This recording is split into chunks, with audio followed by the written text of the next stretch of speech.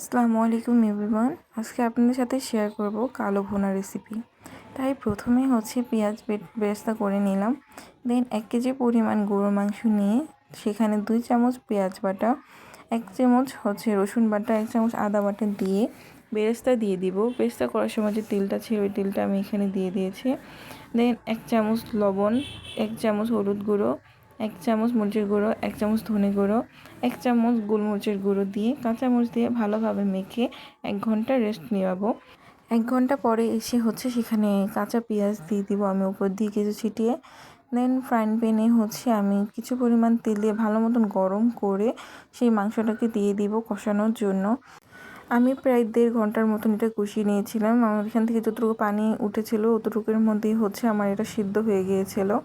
পরবর্তীতে আমি কালো ভুনার জন্য একটু মশলা বানিয়েছিলাম। সব ধরনের গরম মশলাকে তেলে গুঁড়া করে নিয়েছিলাম।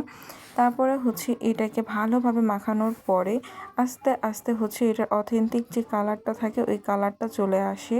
তো এই মাংসটাকে শেষে বাগার দেওয়া হয়। তাই আমি প্রথমে এখানে সরিষার তেল দিয়ে পেঁয়াজ, রসুন কুচি, আদা কুচি দিয়ে ভালোভাবে ফ্রাই করে নিয়ে সেটা কালো ভুনার উপর দিয়ে দিব।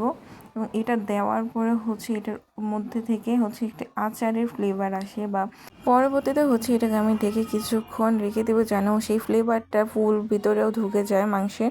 এই জন্য সবাইকে ধন্যবাদ। আসসালামু আলাইকুম অ্যান্ড আল্লাহ হাফেজ।